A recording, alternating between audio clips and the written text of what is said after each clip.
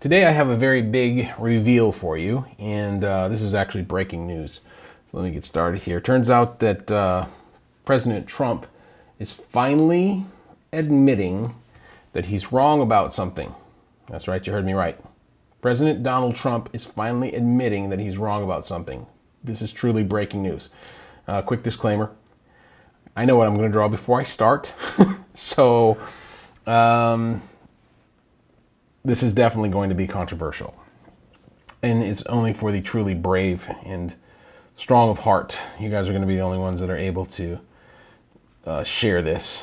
All right? It's that kind of controversial. And the thing is, I'm going to hit the issues on all sides. So if you're an everything is liberal, everything liberal is always right type person, one of those, or a conservatives can do no wrong type person, and you can't stand a little bit of sassy, politically incorrect to the maximum cartooning, you need to get the hell out of Dodge right now, because this is not for you.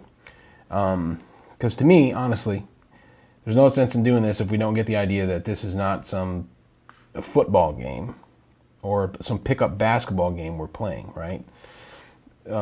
Political policy and open, sometimes brutal discussion about it is not like, hey, I'm on the liberal team, and hey, I'm on the conservative team. Wear shirts, you guys be skins. It's not that kind of game, okay? It's not a game like that, okay? It dictates literally how we will live our lives. And to me, it makes no sense at all to just pick a side and like blindly follow whatever that side pushes. Zero sense. So here's the advice I've been giving a lot of my very extreme neoliberal or neoconservative friends lately. Get over it. Get over it. Get over it. All right? If we continue down this delusional, almost cult-like path that we're going down right now, it's going to naturally breed more counterbalancing hyper-extremism on the other side of the aisle. There's no getting around it. And nobody is going to like the end result. Other than war profiteers, they'll like the result because they make money off it. But as far as I'm concerned, they can take a flying fork at a rolling donut in my book. I'm serious, though. If we're not careful, we may just ruin the entire free world for everybody. There. And obligatory doom and gloom disclaimer. So here's what I had a hankering to scratch up for you today. You probably heard about the UCLA, the three basketball players who got arrested over in China for shoplifting, right? Trump was over there meeting with President Xi Jinping, and he used the opportunity to get the players off the hook. In other words, no jail time, right? To get them home here to the good old US of A. So anyway, turns out that Lavar Ball, the very, very boisterous father of LeAngelo Ball, one of the three guys who got arrested, turns out that he's taken an issue with Trump's role in his son's release. Okay, this whole thing is absurd to me, and it turned into some, battle of gargantuan narcissists or something, with Trump playing the role of narcissist King Kong and Ball playing the role of narcissist Godzilla, right? And I don't know if you know who Ball is, but he's got his own Facebook reality TV show. Yeah, it's on Facebook. Kind of says it all. Anyways, on Saturday, Ball, the father of the player one of the players who got arrested, he pissed all over the notion that President Trump's meeting with the Chinese president had played any real role in his son's release. Now, I think I know why. Okay, I think I know why it happened, and I'll explain it in just a second. But he went as far as to say that shoplifting is no big deal, and that his son probably would have been released anyway. So on Sunday, Trump, in true Trumpian form, took to Twitter to blast his opponent. And what he did was he pointed out how, Ball's son was home now, and, after avoiding a potential 5 to 10 years in prison, which is what you get over there in China for that kind of shenanigans, he was saying that Ball was ungrateful for his help in getting his son home. Then, of course, in even truer Trumpian form, he added the usual across-the-line shot that he's now infamous for, and it's something along the lines of, really shitty what he said. I should have left him in jail, is what I think, something like that. He said, I should have left him in jail, and it had one of those requisite Trump exclamation marks on it. So, to me, it's this, plus the fact that Trump made a point to tweet that he was kind of like waiting for a thank you for the players before they thanked him. He made this tweet that was like, I'm expecting a thank you here. Okay, it's that kind of nonsense that is where I have an issue with Trump. Okay, I mean, I get why he does it. He needs the acknowledgement, the respect. But come on, man. It's that kind of stuff that is the reason I just cannot get 100% on board with him, It's just, I mean, it's just that extra stuff that just makes it not palatable, And I think a lot of people feel this way, but whatever, You can't teach an old dog new tricks, right? And he's the president right now. He's who's in there, and in a lot of ways, I think he's the right guy for the job. But I mean, it's just this kind of stupid stuff that, to me, is just, fosters the problem, right? So, even though I think it was definitely douchey of Trump to do that, okay, believe it or not, Big Daddy Ball managed to top him in the douchiness department. Okay, he was on ESPN.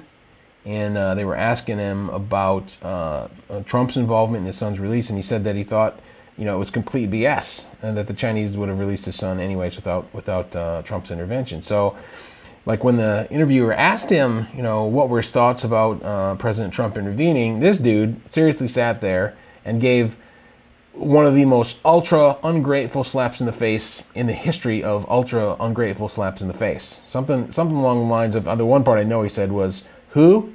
Like he didn't even want to acknowledge President Trump's name, and he was like, what was he there for? Nobody, everybody wants to make it out like he helped me somehow, Now, to me, that is the dictionary definition of douchiness right there. If there is a definition in the dictionary of douchiness, I think there probably is.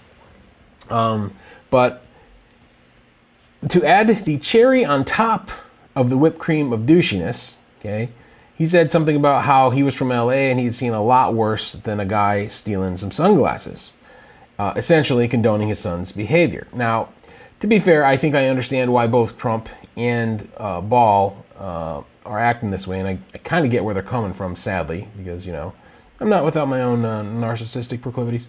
But these guys are both textbook narcissists, and it would literally be almost impossible for someone like Ball to admit that his son had done something wrong, because naturally it reflects on him and on his parenting. And I mean, you have to realize that this guy is, he seriously bragged that he could beat Michael Jordan with one hand tied behind his back.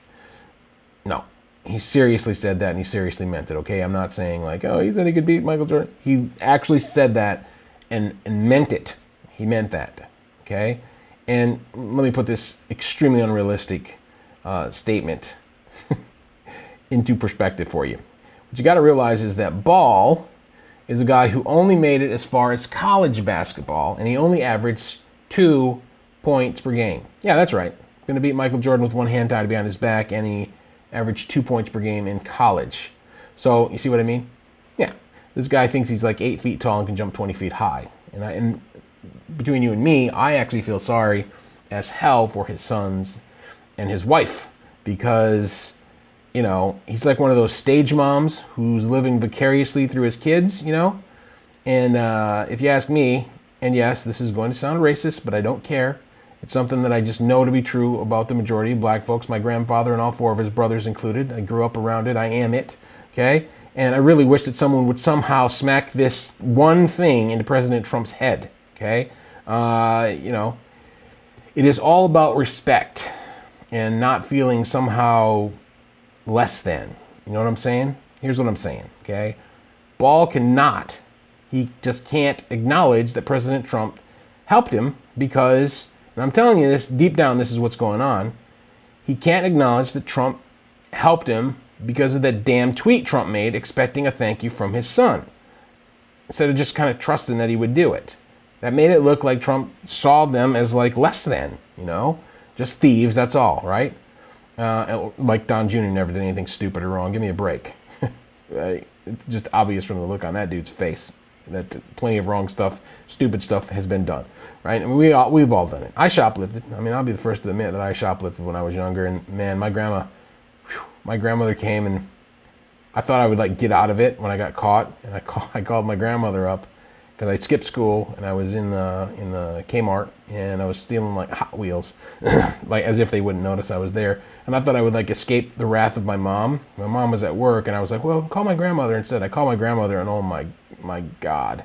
Oh, she didn't say a word. It was just a look on her face, man. That never happened again. You know, and something, you know, what I wish is that ball would just somehow break the frame here and pull a play from, you know, Martin Luther King Jr.'s playbook and just be like, you know, I'm glad my son and the other boys are home, and I don't agree with President Trump's politics, but I do appreciate the fact that he helped him get out. But no. Instead, he's got to perpetuate the fucking stereotype. See, there it was, the F-bomb as promised. Anyway, I wanted to sketch something up to memorialize the double dose of misguided douchiness. So that's what this is, and you know, I don't know about you, but here's my take on this kind of thing, you know. First of all, yeah, Trump's the president. He should be acting more presidential, you know. But, you know, we kind of put him in office because we didn't want somebody who would do business as usual, I think, anyway. I think that's what happened. And, you know, like I said about my grandmother. Now, my dad's side of the family is mixed family. So we grew up in a family where I didn't have a choice but to understand that, yeah, people are different, but whoever was to get my kid out of being in a Chinese prison for 5 to 10 years, I would just like, and I'm a proud person, but I would like swallow it and be like, thank you ever so much. Because I mean, Trump could have left him over there for like, you know, 3 or 4 months and then kind of went through proper channels instead of, you know, pulling a favor with Chinese president, you know. So that is about it.